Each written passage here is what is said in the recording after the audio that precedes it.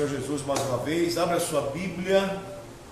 Como toda terça-feira é culto de sabedoria. E nós tentamos transmitir ao coração dos irmãos uma palavra de sabedoria para que os irmãos possam conhecer a Bíblia, né? E hoje eu coloquei um tema meio sugestivo na internet. Eu peço para os irmãos, pode me ajudar com isso, tá bom? Peço para os irmãos que trouxeram o celular, aí você faz um favor para mim, com duas coisas. Uma, você usa ele para compartilhar, por favor, quem tiver celular, compartilha ali. Se não pode compartilhar, mas eu peço que não manuseie na hora da mensagem. Eu vou pensar que você não está interessado na mensagem, eu vou pensar que você não está nem aí para o culto, entendeu? Isso, quem trouxe caneta, quem trouxe, e os irmãos que gostam de anotar no celular, pode fazer isso, anote para a glória de Deus. Tá bom, queridos? Vamos deixar aqui. Eu vou falar. Êxodo capítulo de número 20, verso de número 21. Êxodo 20, verso 21. Quero mandar um abraço a todos que vão entrar já estão entrando, tem algumas pessoas já entrando. Que Deus abençoe, fique conosco, compartilhe, comente. Deus abençoe você. Êxodo capítulo 20, verso 21. Os irmãos acharam? Então diz assim. Então disse, 22, desculpa. Então disse o Senhor a Moisés: assim dirás aos filhos de Israel: vós tende visto que eu falei convosco desde o céu. Primeira coisa que me chama a atenção aqui é o seguinte, valendo, já desci, é que é Deus que está entregando algo para um ser humano. Aí existe muita especulação de vários níveis, de várias entidades, acerca de tudo aquilo que se fala de Deus, da atividade de Deus, do conhecimento de Deus, desse diálogo entre homem e Deus. Será que é possível? Tem a questão platonista, tem a questão de Nietzsche, tem a questão desses homens. Cada um tem uma visão em relação a isso, mas dentro de algumas tradições, é o que eu quero trabalhar nessa noite, sobre lei moral ainda pode estar em vigor hoje. Porque o que Deus deu ali, ô valendo, para Moisés, que era o mestre de todo o conhecimento rabínico. Ele trouxe um conhecimento como princípios, como normas que o homem deveria passar a obedecer, não é isso? Então, não foram poucos, né? Entenda que nós conhecemos a lei como um conjunto de regras e princípios. Então, para que serve a lei, missionária Renata? Regras, princípios, cultos, rituais, cerimônia. Então os judeus, eles entendem que eles devem conhecer a lei, os seus princípios, os seus cultos, os seus rituais, as suas cerimônias, mas não somente conhecê-lo, mas eles têm como prática de vida, como conduta moral. Dentro da tradição judaica, nós aprendemos o seguinte: o que é a tradição judaica? É uma tradição de vários sábios religiosos que acreditam que a lei que eu estou lendo para você, que eu estou participando para você, é uma lei que foi entregue pelo próprio Deus na mão de um homem chamado Moshe Rabbeinu. A palavra hebraica é o nosso mestre Moisés, ali onde ele recebeu as tábuas do mandamento. Então veja que, como um conhecimento que foi entregue a uma pessoa, nós temos um certo acontecimento, segundo o registro bíblico, que o homem teve essa experiência com o ser criador, onde ele recebeu esses princípios morais. Então Moisés, como mestre, o que foi que ele escreveu? Nós conhecemos isso nos cursos de teologia, o nosso irmão até citou aqui, os 5 livros da lei, conhecidos de forma original. Quando falamos de original, quando algum pregador falar, irmão, no original do Antigo Testamento é hebraico, no original, no Novo Testamento é o que? É o grego koiné, que é o grego comum, é o grego visual. Então, todas as vezes que você ouve uma palavra de um pregador, do mestre, do professor falar, irmão, no original ele está dizendo a fonte, a raiz da palavra, ou como ela foi escrita pela primeira vez.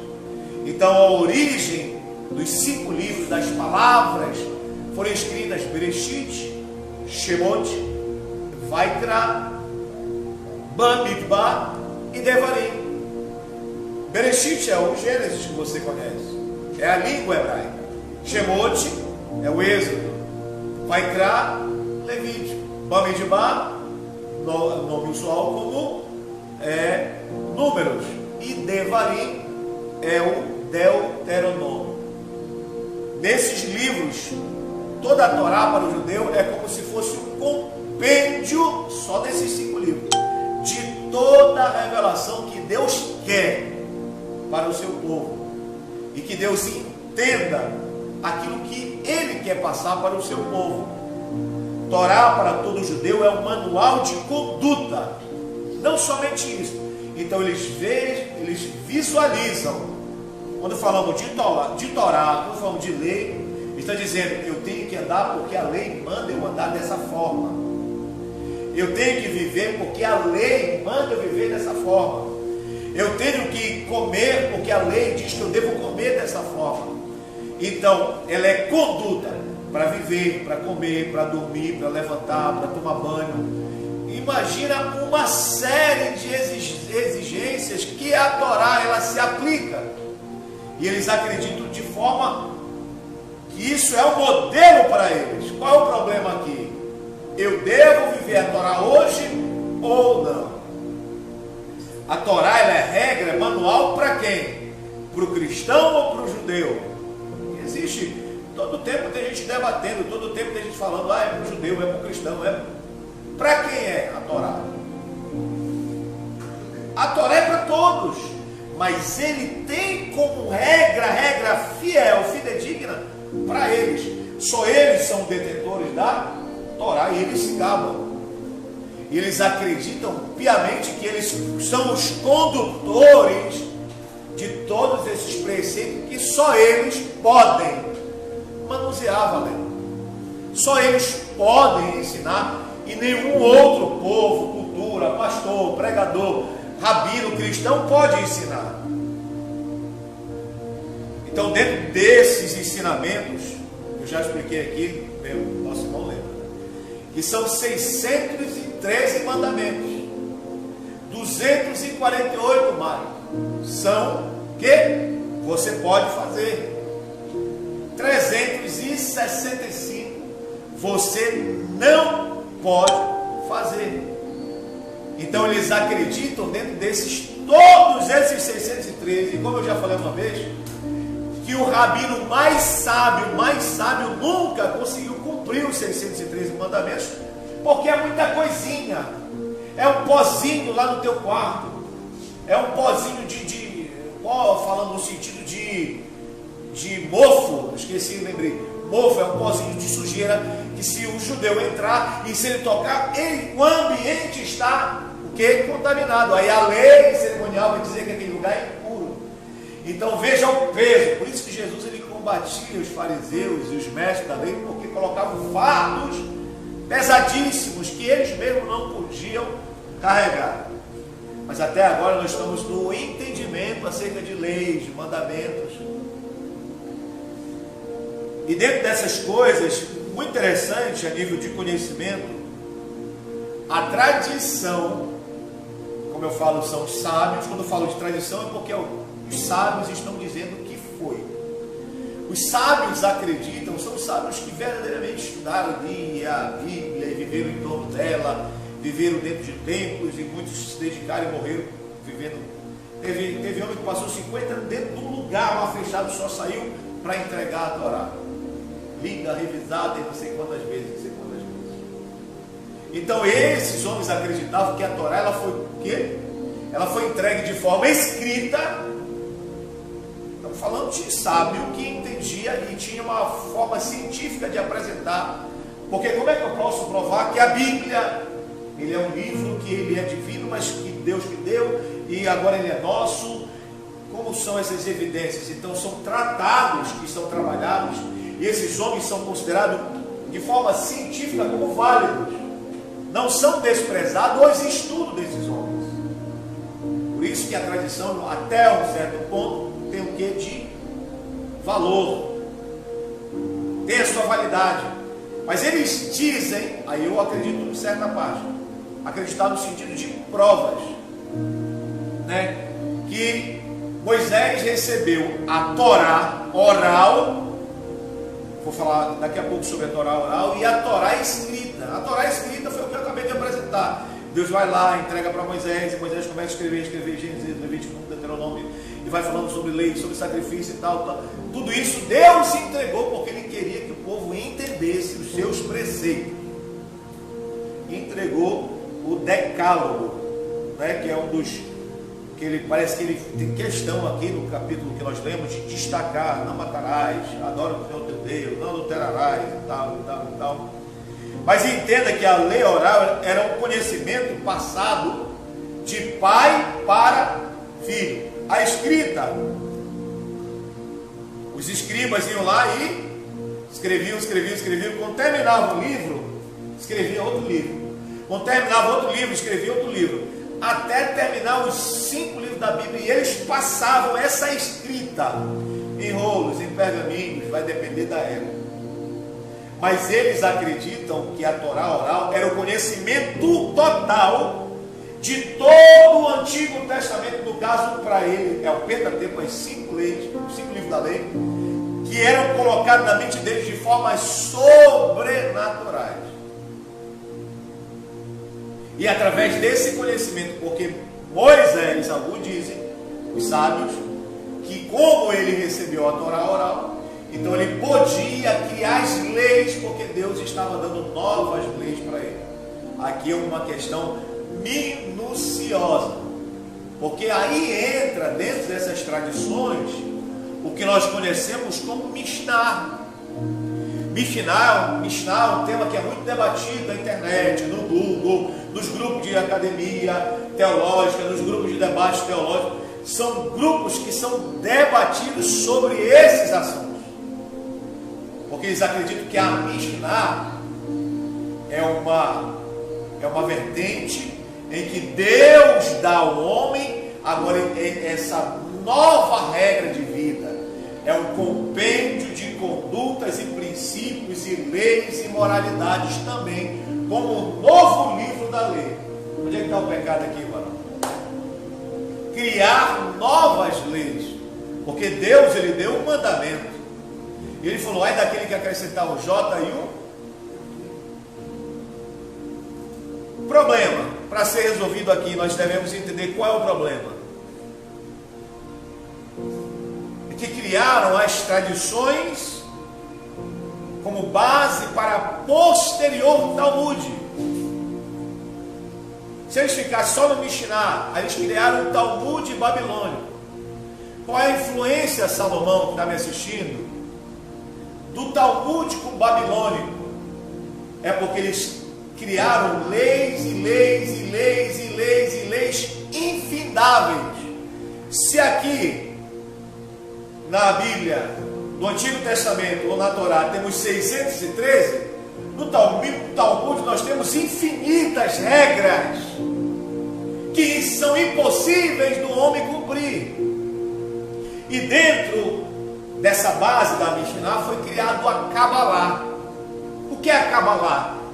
A Kabbalah é a parte esotérica, é a parte mística, é a parte que desenvolve o intelecto espiritual do homem, onde ele tem uma emanação, uma revelação, a qual só ele tem, né? Não todos podem conseguir chegar a esse entendimento de Kabbalah, só aqueles que foram escolhidos, como aquele Rebbe Lubavitch, um dos homens mais sábios, né?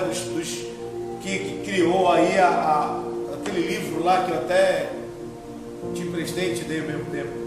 Como é o nome do livro de hebraico que eu te prestei, te dei, sei lá.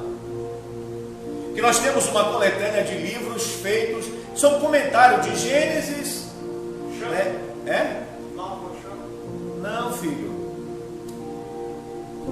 Eu vou lembrar o nome aquele compêndio hebraico que a gente levou lá na FATEC.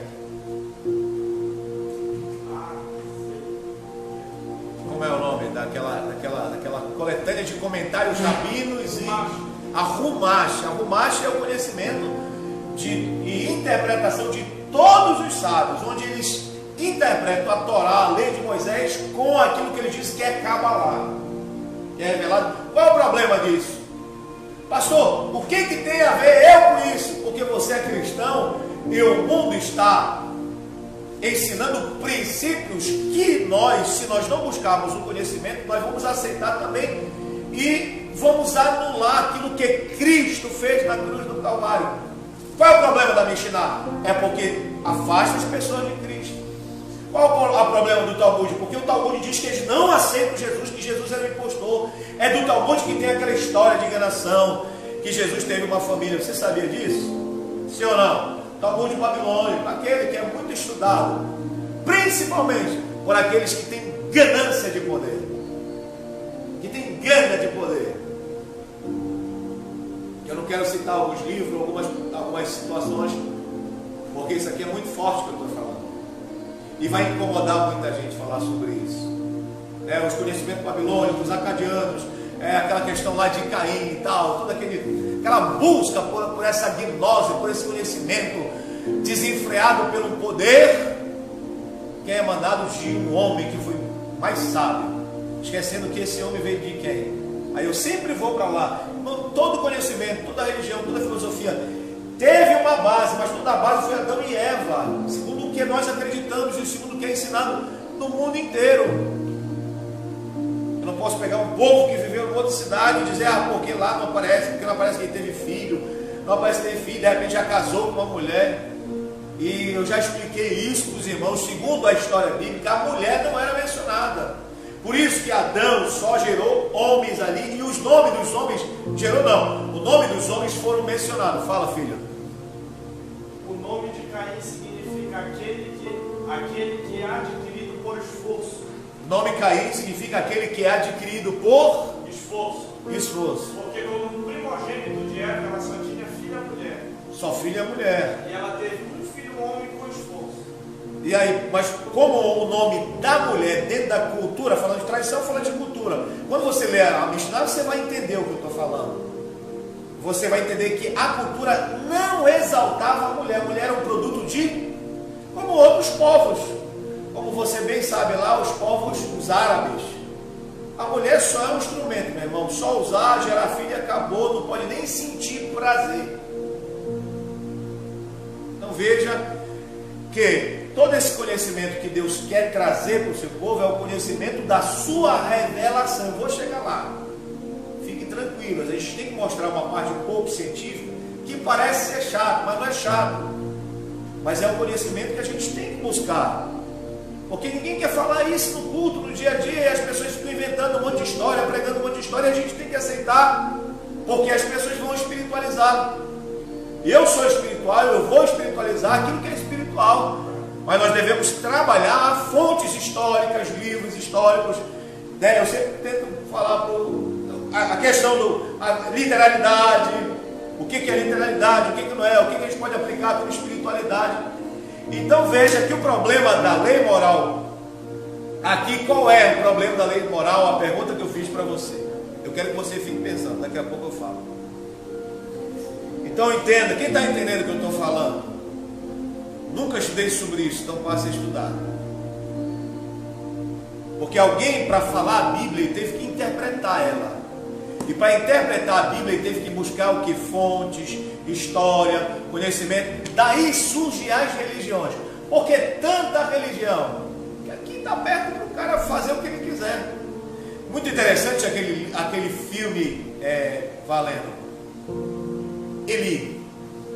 Era um homem, o livro de Eli. O cara tinha a Bíblia onde? E a história do filme narra que eles queriam pegar o livro, porque eles sabiam o poder que há nesse livro. Você tem ideia quantas religiões foram formadas através desse livro? Quem tem ideia? Quantas culturas se basearam nesse livro? Quantos códigos secularistas foram tirados desse livro? Quanta ciência foi tirada desse livro? Complexo e completo ele é. Você lê o livro de Jó, você vai ver uma ciência tremenda ali. Você vai ver coisas que os cientistas estão buscando há anos. E o livro de Jó fala, o livro de Gênesis fala, que leva a pessoa a buscar uma intuição, uma revelação, um conhecimento de uma verdade. Mas verdade, eu estava até conversando com o Valendo sobre isso, a verdade, para o nosso entendimento, é o que é certo. Não como algo absoluto, mas como algo que para nós vai ser certo. E o que não é verdade é falso, então está errado. Não é? Ou está certo ou está errado. Porque dentro do vasto conhecimento de todo mundo, verdade é o ponto de vista, verdade é uma visão, verdade é algo científico, verdade é algo intuitivo, verdade é um conhecimento gerado pelo homem. Mas eu disse que o único teve a ousadia de falar a verdade, eu falei aqui uma vez, né? Lembra? Quem falou a verdade, Jesus disse: eu sou o caminho, a verdade e a vida. E deixou para as pessoas buscarem essa interpretação. Como assim tu és a verdade? E aí dentro das interpretações do campo tem uma aula chamada de hermenêutica, que nós vamos agora passar a interpretar e puxar exegese. Também nós vamos extrair do texto com semânticas. Eu não vou inventar, eu vou buscar a semântica da palavra, eu vou ver o sentido da palavra, vou ver a literalidade da palavra, o tempo, porquê, para quê. E uma coisa muito interessante de falar, que nem tudo que está na Bíblia hoje nós podemos usar como dizendo assim, essa palavra para a minha vida. Não quero que você entenda de forma errada. Porque, um exemplo que eu sempre uso, a muralha de Jericó nunca mais vai cair.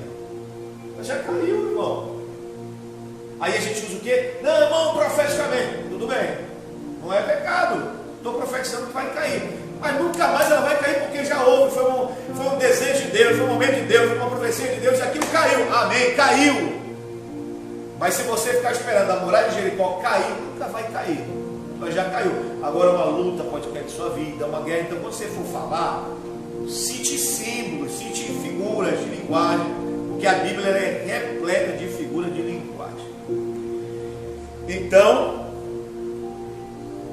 eu quero que você entenda que esses livros de leis que eu estava falando foram acrescentados de tempo em tempo, até, cuidado, pastor, cuidado, até o dia de hoje. Você sabia que, Talmud, até o dia de hoje, alguém está criando uma lei nova, até aparecer um novo sábio ali explicar sobre a lei. Beijo minha esposa, que está mandando um coraçãozinho, a irmã Andréia lá de, onde é que ela mora?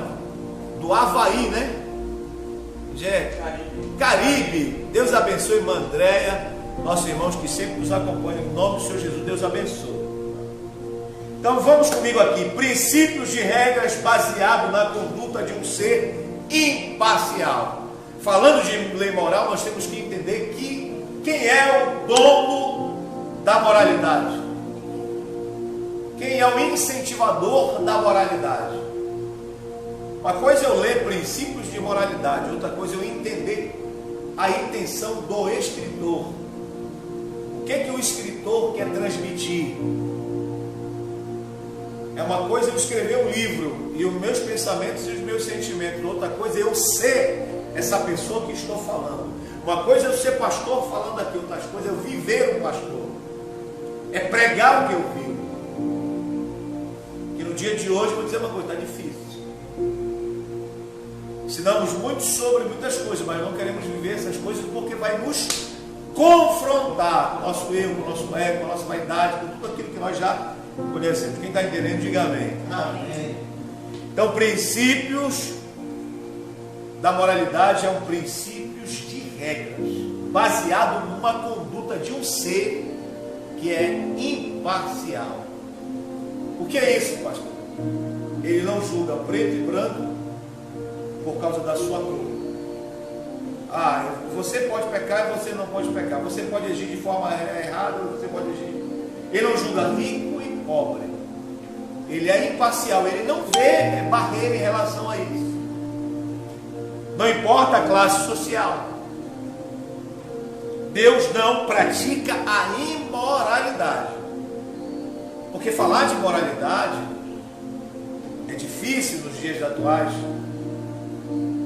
Porque o mundo vive uma imoralidade exacerbada. Em todos os âmbitos, em todas as classes, em todos os níveis, em todas as idades. Por quê? O que é ensinado hoje? Moral? Será que a moralidade acabou? Por quê? O que a visão ideológica hoje ensina aqui? Ensina o seguinte, que tudo eu posso. Com 13 anos eu posso ficar rebolando em cima do carro. Eu vi um vídeo hoje que o cara, não sei se você viu esse vídeo, isso é moralidade. O que o pai ensinou para a menina? Que dá certo, vai lá. Aí quando um bandido pegar aquela menina aí,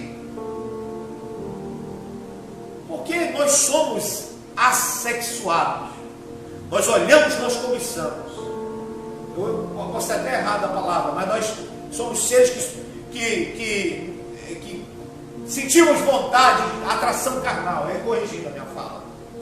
Somos seres que, diga, Valeu, me ajuda aí, meu mestre.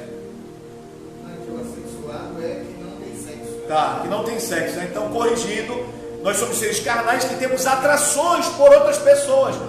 E não interessa a idade, naturalmente, se tornar sensual, vai mexer.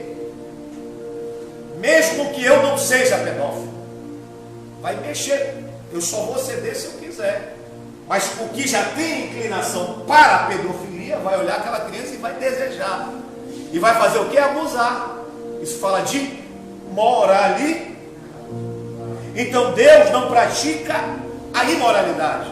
Então quem está dando os mandamentos é uma pessoa que não pratica. É uma pessoa que não faz parte do caráter dele ser imparcial. E não faz parte dessa pessoa também ser imutável. Ele não muda. Ele não muda. Primeiro, no seu poder, na sua vontade, nos seus desejos e principalmente na sua palavra. O que ele disse, e todos os exegetas do diabo que pegam a Bíblia para confrontar ela. Por que exegeta do diabo? Porque os caras pegam e vão tentar achar erro na Bíblia, mas querendo ou não, existe contra-argumentação. Tem aqui uma Bíblia muito boa chamada Bíblia Apologética. Tem respostas para aquelas pessoas que dizem, não, mas a Bíblia está errada aqui. Aí mostra lá a contra-argumentação por que ela está falando aquilo. Por exemplo, uma coisa bem clara. Deus, ele não muda, né? Mas por que Deus disse assim, não matarás? E parece que ele é o Deus que manda matar. Ele é ruim, então, se ele está indo contra aquilo que ele falou. Isso aí outro dia eu vou explicar isso. Nós estamos falando sobre outra coisa. Isso aí é muito detalhes. Mas tem resposta para isso. Quer dizer que ele não muda. Ele não muda no seu ser, na sua essência, na sua pureza, na sua moralidade. E principalmente na sua palavra. Se ele estabeleceu, não matarás. O que ele está dizendo ali? E não fazendo uma interpretação minha, um achismo meu, uma autoproclamação do meu intelecto, porque eu estou achando, porque isso. E estudando com o Valendo, eu aprendi algumas coisas.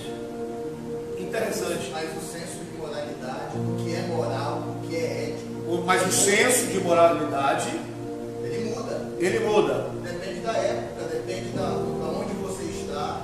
Se você pegar e falar de moral, é imoral você casar com uma criança aqui, mas para outro país. Mas se você for lá para o Afeganistão, não é. Não é. Mas aí está, falando de um ser que entregou leis e princípios.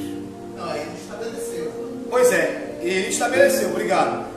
Leis e princípios, ele quer que outra cultura faça isso? Não. Ele deseja? Ele quer estabelecer? E ele fala, ó, então todos os povos, vocês não aceitem a conduta. Por isso que ele dá lei para um povo. Por isso que ele dá uma regra. Por isso que ele dá uma forma de viver. Alguns mandamentos para que as pessoas que vissem, não tinham leis naquela época dessas formas, tão detalhadas, tão profundas e tão minuciosas, de leis de saneamento básico. Quando ele diz não come porco, o que ele está dizendo? Se comer porco, tu vai adoecer. O que as pessoas fazem? Não, come porco, se comer porco é porque é pecado. Não, ele está te preservando de uma doença, porque naquela época não tinha higiene. Então, aquela lei, aquela forma de viver seria um modelo para todas as nações. Então você sai do Egito e anda 40 anos, e eu vou te preparar com princípios, com leis, com normas. Como eu sempre falo, uma família sem princípios é uma família destruída.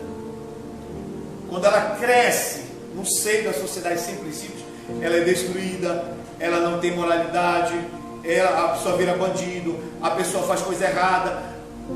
É o pecado que nós falamos, que é exacerbado com as nossas atitudes.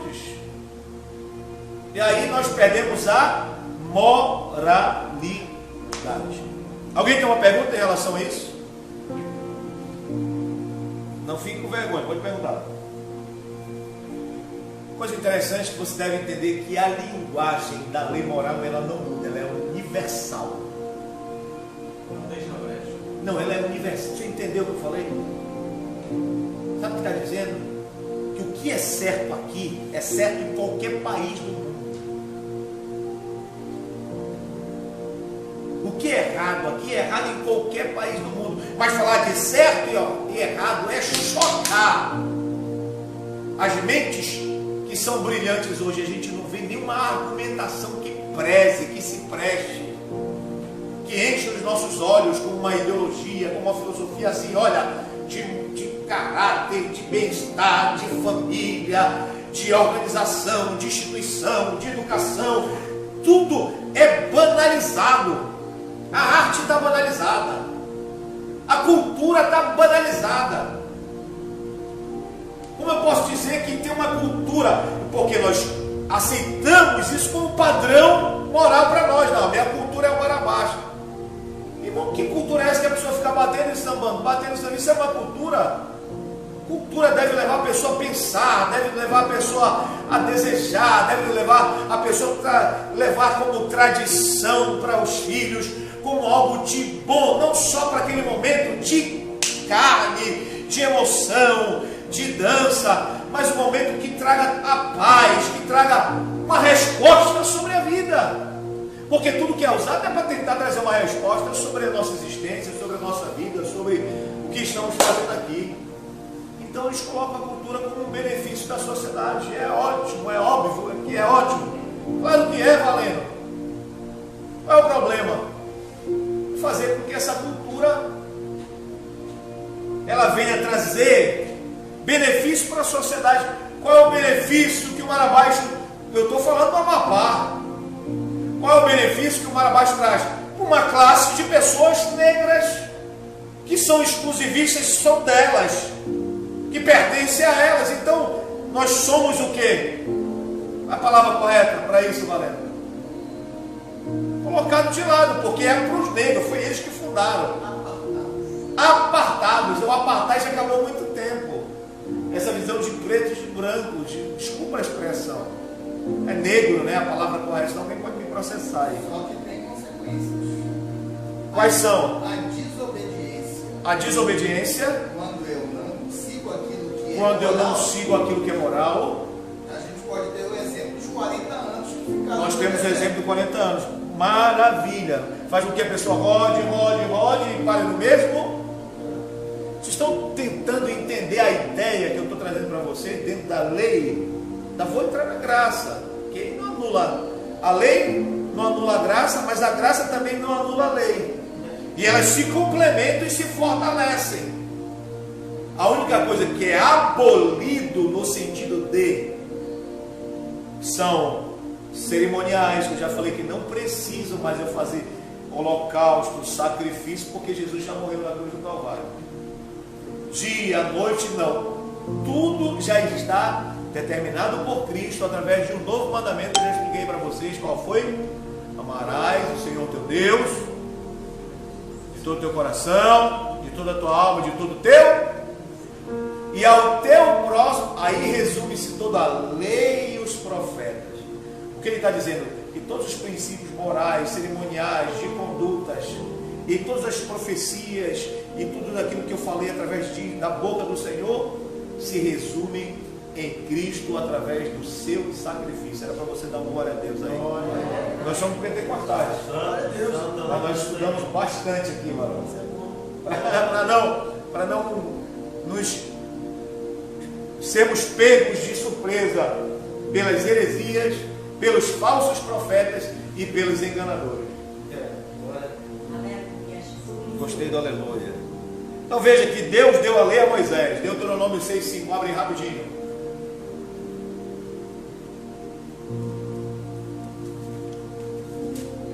Shemar Israel, Adonai Elohim, Adonai Echad. Né? Amarás, pois, o Senhor teu Deus, de todo o teu coração, de tua alma, de toda a tua força. Repete aí. Que essas palavras que hoje te ordeno estarás aonde? No teu coração. O que Deus está falando aqui? Qual é a maior lei que Deus agora libera aqui na sua primeira liberação? Assim, ouve, pois, Israel. É um chamado. Quando toca esse chamado, Israel, todo mundo para ouvir o rabino orar. No tempo moderno, mas antigamente é para ouvir a lei do Senhor. Então, o que eles vão entender? Que o Senhor tem que estar acima de todas as coisas. Ele tem que estar no teu coração, no teu entendimento, na tua força.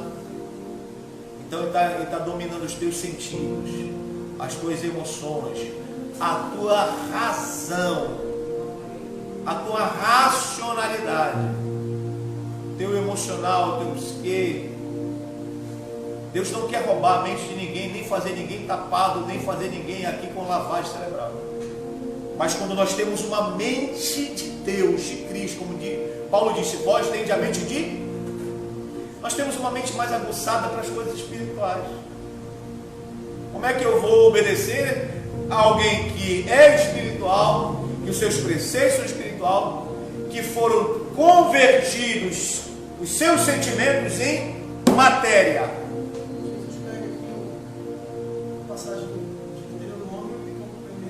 Jesus complementa a passagem. O que ele diz? Amarás o teu próximo como te vejo. Tudo bem. Mas veja que a materialidade da revelação de Deus está escrita. Desculpa, isso aqui é a meus estudos. Vou pegar uma Bíblia aqui. Que não é a verdadeira. Porque todas são verdadeiras. Não existe assim, essa é a Bíblia verdadeira. O que contém a palavra de Deus é a verdade. Essa aqui é uma apologética escrita por uma edição ampliada. Tem a NVI. Tem uma que eu não indico, que foi um casal de pastores que são homossexuais. Essa eu não indico. Graça sobre graça. Essa eu não indico. Macabeus são os livros que foram acrescentados, né? Dentro da história da religião a gente trabalha isso. Foram livros históricos, que alguns são válidos como os históricos. Outros não, porque não foram aceitos pelo conteúdo que foram escritos, né? Não passou pelo crivo da Septuaginta, né? Foi visto como místico. Foi o que, filho? Foi visto como místico. Foi visto como místico, igual a Cabala. Após o Apocalipse? Muitos livros escrevem até hoje. Um dia desse apareceu um pastor, uns anos atrás, disse assim: Deus me deu, eu sou a revelação do livro de Apocalipse. E ele mandou escrever, eu não vou falar quem é o pastor. Ele está após a Bíblia. Hã? Só Jesus. Glória a Deus. Mas teve um recente aí. Quem foi? Lá nos Estados Estados Unidos. Que recebeu. Esse aí que eu estou falando, mas deixa quieto. Então veja, Deuteronômio diz: amarás. Então o Senhor está dando uma ordem, como lei. Amarás. Não é uma lei? É uma lei moral. Eu só posso amar Deus se eu for uma pessoa moral. Nenhum imoral ama Deus, irmão. Está onde? Está em Romanos. Eles dizem que Deus não existe. Eles dizem que Deus que Deus é parcial, que Deus é assassino, e a Bíblia chama de tornaram-se loucos, fazendo-se sábios, nécios, amantes de si mesmo. arrogantes, presunçosos, avarentos, praticam o mal, que largam seus costumes, falam do homossexual, da mulher que se deita com outra mulher. Então, moralidade faz parte de uma pessoa que é moral. E só nós conhecemos a Deus se nós tivermos moralidade. O grande problema de nossas igrejas é que nós não queremos pregar isso. Queremos pregar a prosperidade, que é o caminho mais fácil. Aí um rapaz que foi assassinado esses dias, uma amiga nossa, felizmente foi assassinado. A mãe é mulher de Deus, mas foi assassinado. Ele estava assaltando, infelizmente. Meus pêsames à mulher de Deus. Mas eu quero dizer uma coisa: tem muitos filhos que não receberam a educação da palavra, como moralidade, salvação. Quer dizer que eu falar de adultério hoje, o pastor só quer bater. Não, é o princípio moral de Deus. Deus diz: não adulterarás, não roubarás. Aí o moleque vai roubar, porque na igreja dele estão pregando o quê? Tu está bem com Deus, o cara está em pecado, irmão. O cara está precisando se converter, o cara está precisando mudar de caráter. Em Romanos 12, mudança radical de mente. E aí alguém está profetizando a vida dele, está tudo bem, vai dar tudo certo. Para com isso, vai para o inferno. E a alma vai junto, agora está chorando e vão chorar por muitas pessoas que se perderam, porque não tem coragem de falar sobre moralidade. Estou certo ou errado agora? Mas parece, às vezes eu falo, parece que eu estou errado, parece que essa doutrina não encaixa na cabeça das pessoas, que a moralidade é um princípio de Deus. Parece obsoleto, abstrato, parece que não tem consistência, porque estamos acostumados no oba-oba, a massagem do nosso ego.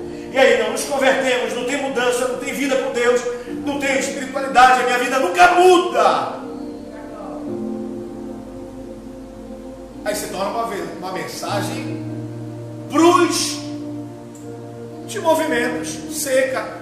E agora me deram um título novo. Onde eu vou, eu gosto disso, porque Deus faz isso comigo. Nunca pedi título para ninguém. Onde eu vou, ou para sacar, ou para tirar onda com a minha cara, eu sei. Ah, pode dar, mais um, vai, manda mais um aí. Onde eu vou agora, eu sou teólogo. Não sabia que eu era um teólogo. Receba, Nem eu sabia que eu era, porque o cara ser teólogo ele tem que ser doutorado ali, o cara tem que estar mesmo bem, né? Eu falei: rapaz, me deram até um título. Onde eu vou? Porque eu quero ensinar a Bíblia de uma forma mais clara, uma luz, com uma clareza, com envolvimento das verdades das Escrituras, não de forma obsoleta nem enganadora, mas de forma clara, concisa, onde tem bases, onde você tem vontade de sair daqui carregado nos braços da misericórdia, nos braços do Pai, e não voltar mais atribulado, confuso, sem fé. Você vai para a igreja e volta com dor de cabeça. Que evangelho é esse, irmão? Em vez de sentir paz, não sentir atribulação, irmão. Então diga comigo: moral, lei moral, é uma lei perpétua e universal. E quem? É Deus que nos dá. Pronto. Toda criança, quando ela cresce, até essas pequeninas aqui, se ela fizer uma coisa errada, ela sabe que fez a coisa errada. Não sabe ou não sabe? Como é que chama isso? Intuição universal. Ela já nasce com senso crítico. Papai não sabe, papai vai brigar, mamãe vai brigar. Por quê? Segundo os teólogos, da nossa gênese da criação, quando o homem foi formado do pó da terra, nós temos conhecimento do bem e do mal. E através desse conhecimento, todas as nossas gerações vão saber o que é certo e o que é errado. Veja a lei em forma de mitzvot, uma coisa muito clara. Alguém quiser pregar, alguém quiser ensinar, a pessoa fala assim: irmão, qual a diferença de lei, qual a diferença de mandamento, qual a diferença de mitzvot? Veja que a lei é uma forma de mandamento, mitzvot, quer dizer, é uma revelação daquele caminho mais conveniente. Posso explicar para vocês sobre isso? Que a lei em forma de mandamento, é um caminho para aqueles que querem ou que aceitarão de forma mais conveniente. Sabe o que essa frase quer dizer? Que é benefício para você. O mandamento se encaixa para você ser guiado. Para que existe o sinal vermelho? Para tu passar ou para tu parar? Se tu passar, o que acontece? O benefício é para ti ou para o sinaleiro, irmão? Entendeu que Deus está estabelecendo regras, normas, condutas, morais? Não vai, se não for, tu vai te arrebentar.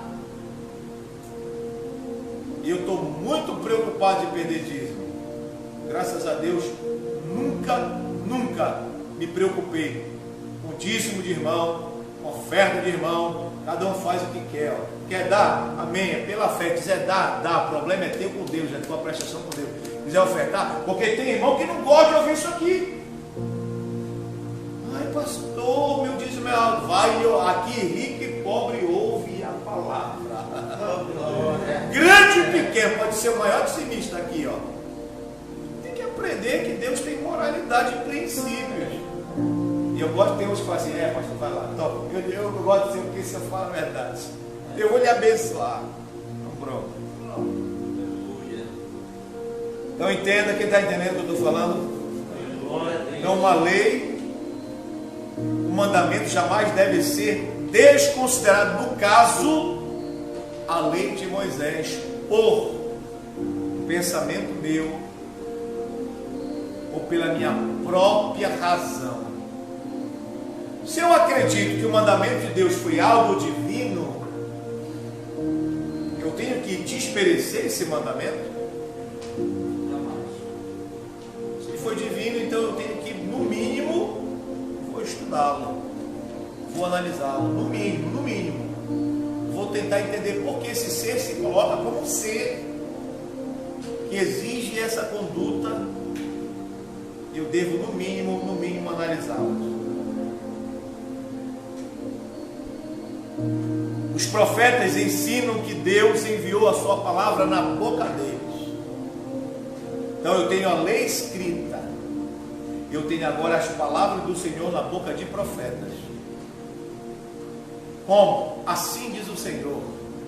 E veio a mim a palavra do Senhor. Veio o peso da glória da mensagem ao profeta tal. E veio a mim um oráculo divino. O que o pastor Paulo quer dizer com isso?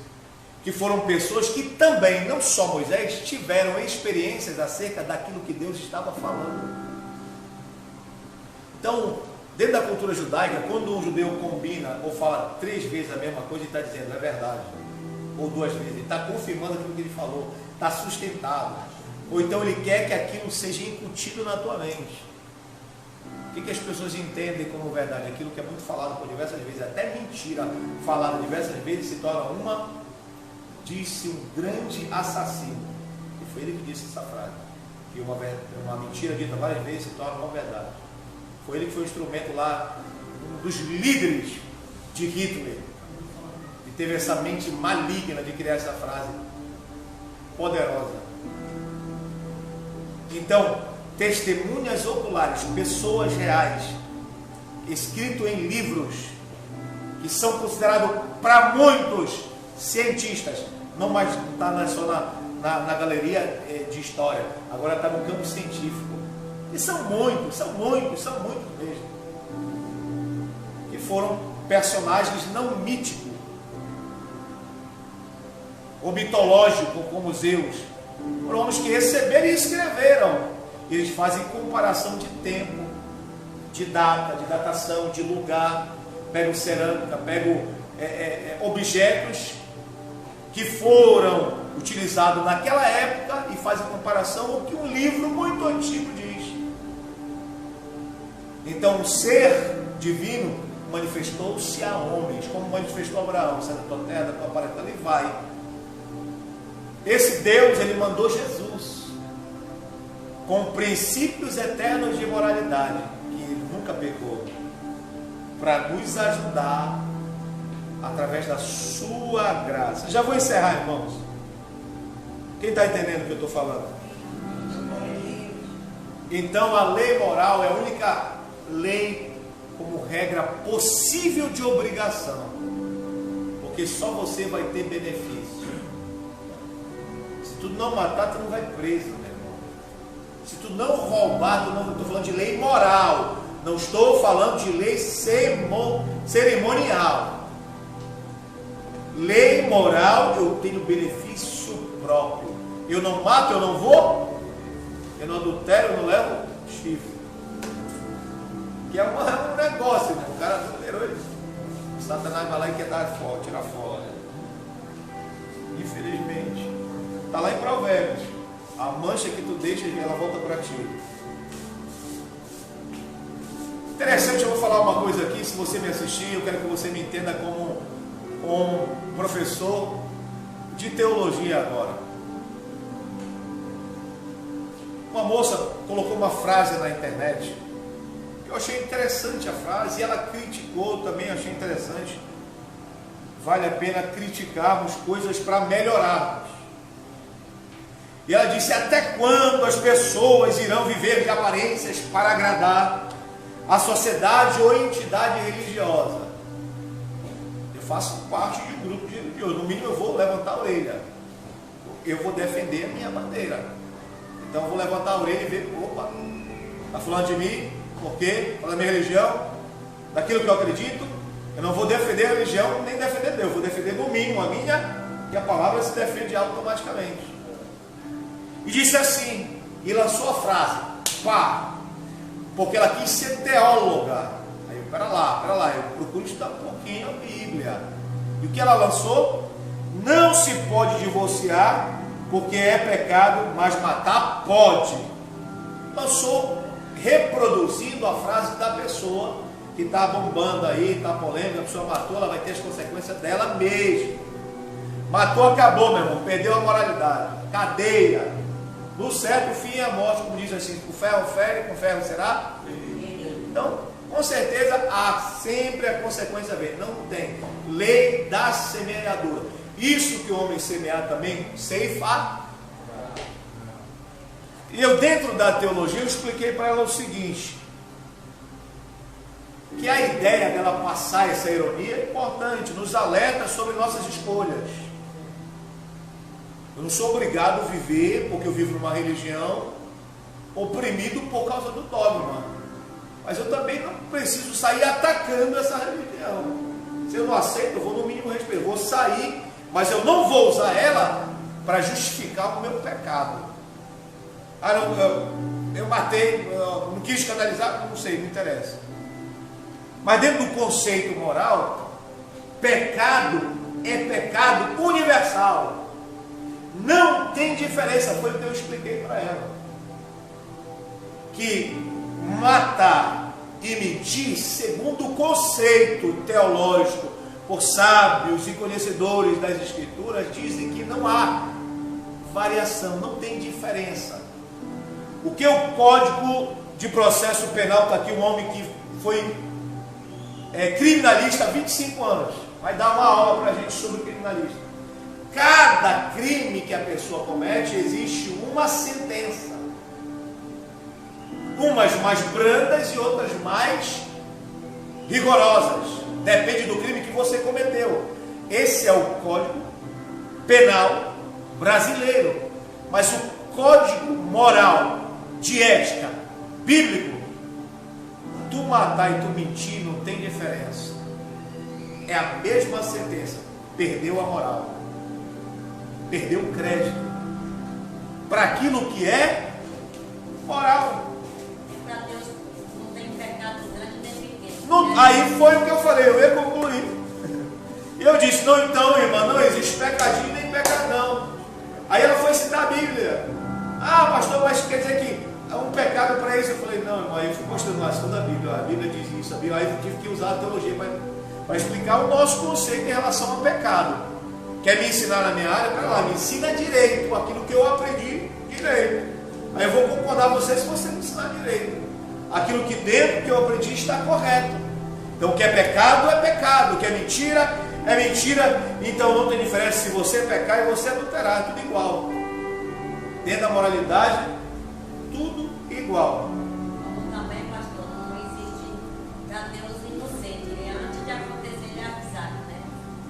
Escuta quem tem ouvido. Escuta quem tem ouvido. Deus avisa, Deus dá oportunidade. Então, para encerrar agora, tem muita gente já compartilhando aí? Bora, Kadosh, compartilha aí, meu irmão. Usa esse dedo aí para chegar no coração de alguém esse entendimento sobre lei moral. Vivemos em um mundo onde os maiores avanços na comunicação, tecnologia, na medicina, inclusive há 5 anos atrás, eu ensinei que existiu uma tecnologia, há 5 anos atrás, deu início uma tecnologia onde o computador ele tem um processador capaz de reproduzir 2 vezes mais que um cérebro humano, ao ponto de conseguir falar. Passou os anos, já se cumpriu, hoje já fala, já conversa, já interage. Qual é o problema disso? A tecnologia é muito boa, é importante para o nosso avanço, para a nossa melhora. Tais conhecimentos que trazem esse conhecimento nos afastam de Deus, segundo algumas visões. Inclusive, alguns adoram a ciência, devotam-se à ciência, devotam-se, se prostram, se curvam, adoram. Venerado sejas tu, ó ciência, exaltado sejas tu, ó conhecimento. E oferecem oferendas. Existem várias religiões que fazem isso. Tudo bem. Para acabar com a seca, existe técnica de dessalinização de água. Para acabar com a fome, técnicas que permitem que no deserto haja as plantações. Um dos países mais fortes em tecnologia, você sabe que é Israel, né? Os caras inventam coisas onde não existe. A cura para quase todas as doenças foi Israel.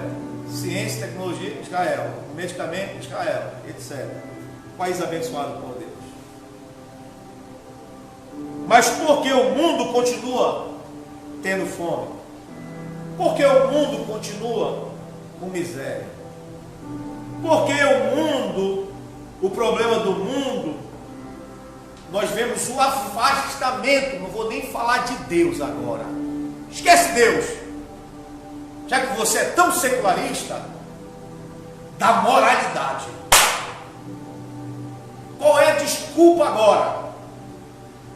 Você tem todo o conhecimento, toda a sabedoria, tem resposta para tudo, conhecimento para tudo, e dentro das políticas públicas, você vê que cada um tem uma solução, todo mundo tem uma proposta, mas nenhum verdadeiramente tem uma solução. Sabe qual é o nosso problema?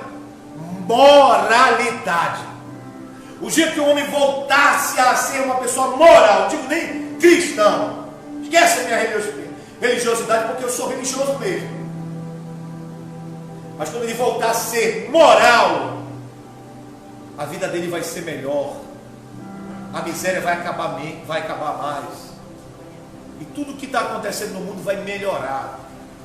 Então existe sim uma forma de ajudar o mundo a melhorar: a moralidade.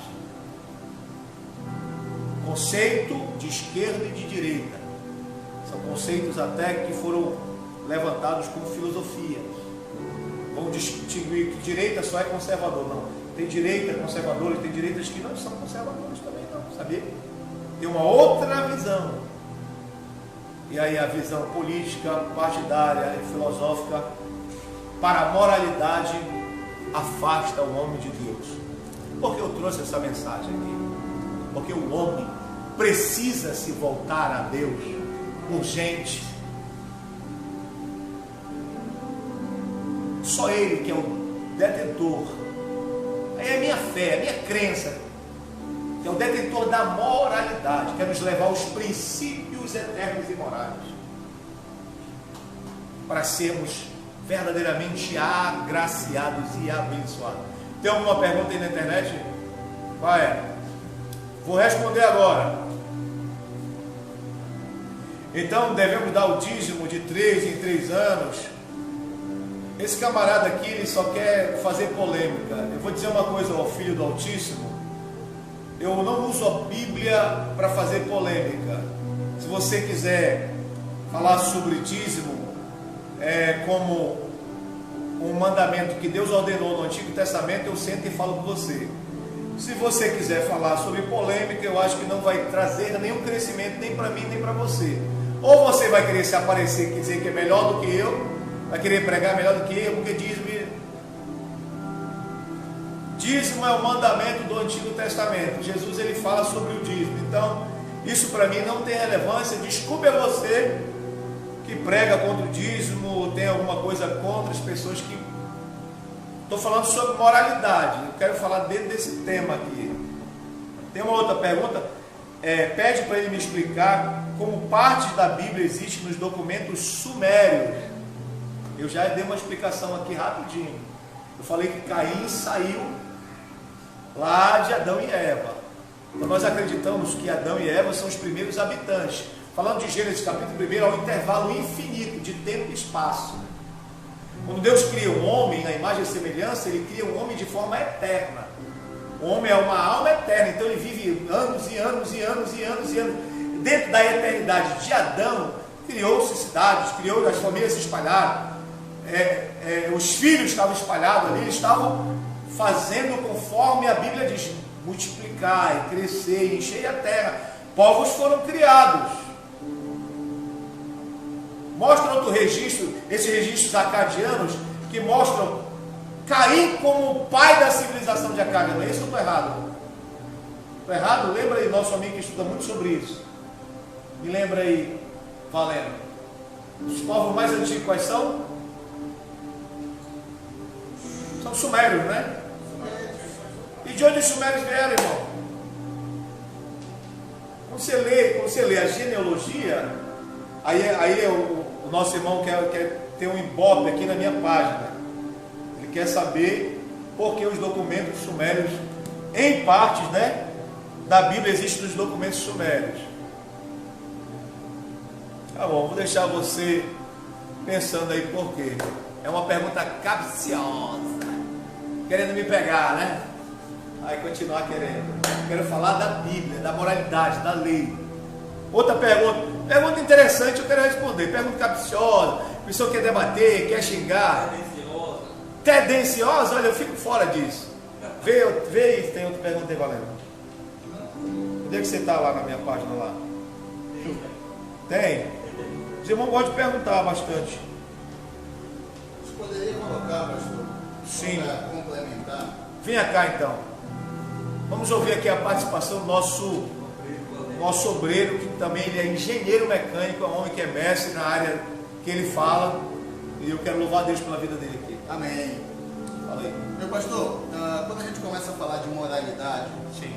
a moralidade, ela conduz a sociedade. Ela é um conjunto de regras de uma sociedade. Uma sociedade. Quando a gente começa a falar de moralidade, que está aqui, ó, de uma moralidade cristã, que é o que a gente tem que começar a falar. Eu acho que a grande diferenciação está nisso, a moralidade cristã. Quando a gente coloca que isso aqui é uma universalidade, Certo. ela vira uma regra. Só que o que acontece? Nem todas as civilizações, nem todos os países, elas aceitam a Bíblia como regra de moralidade. Certo. Você tem exemplos aí de países que perseguem cristãos. Que odeiam, né? Que odeiam, que perseguem, que matam.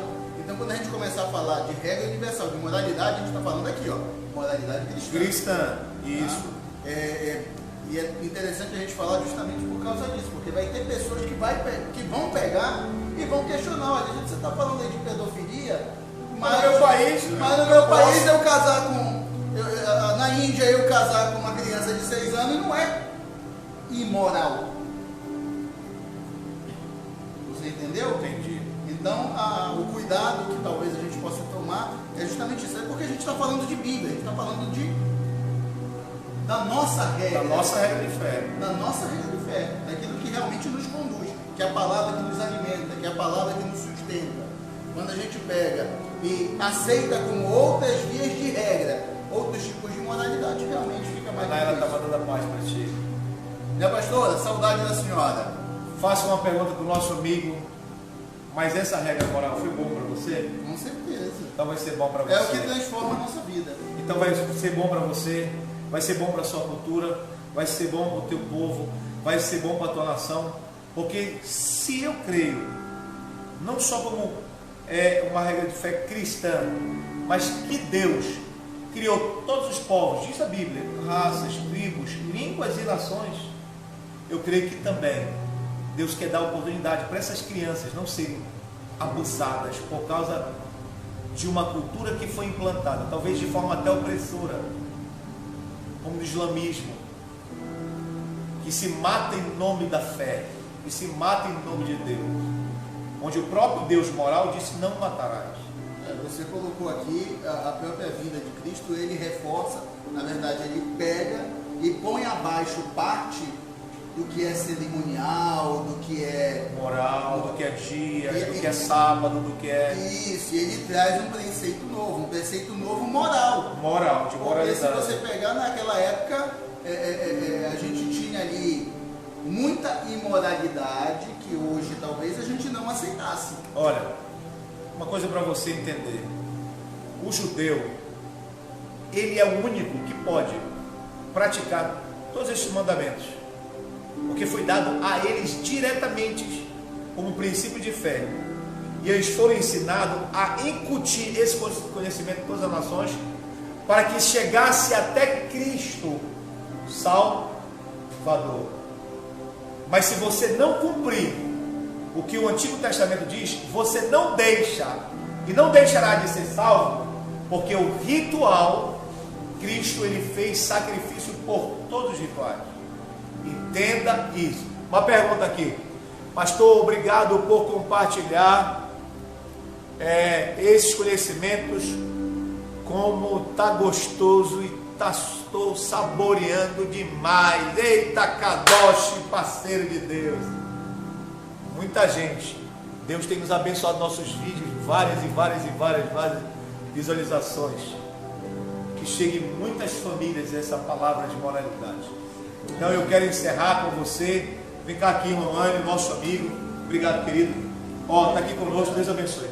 Está aqui conosco o nosso irmão Kim Romani. Estava louvando hoje, nos abençoou. Trouxe ele com muito carinho aqui. Eu vejo a história dele, vejo ele cantando aí. Eu falo, poxa, quero trazer ele para perto de mim. E o Valeno vai ficar um pouquinho de ciúme, já desci. Mas ele sabe que eu amo ele. Agora eu entendi porque ele brigou com o pastor dele. Ele falou: mas eu não vou entrar não. É ciúme. Mas eu te amo. Não, o teu lugar está reservado, Varão. Não brinco com ele. Não sabe o que me Tô veio brincando, agora? tô brincando. Rapidinho. Tô brincando. Você sabe o que me veio hoje?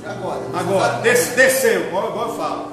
Domingo agora a gente estava falando sobre João 2. João 2. De 1 a 12.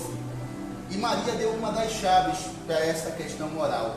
Faça tudo o que ele disser. Certo. Pronto. Olha aí, ó.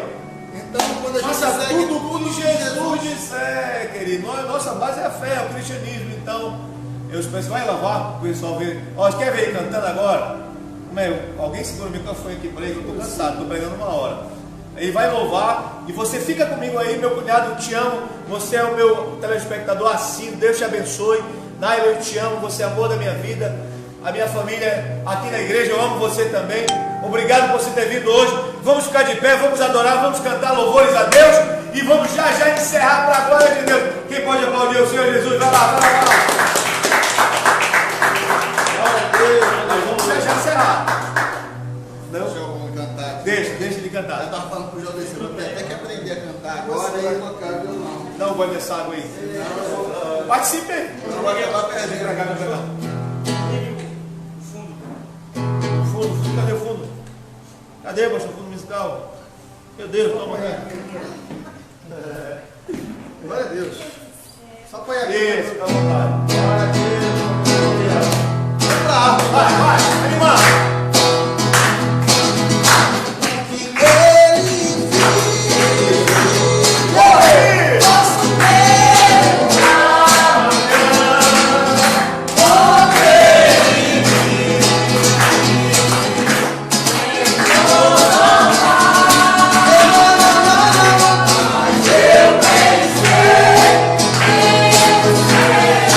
Caminho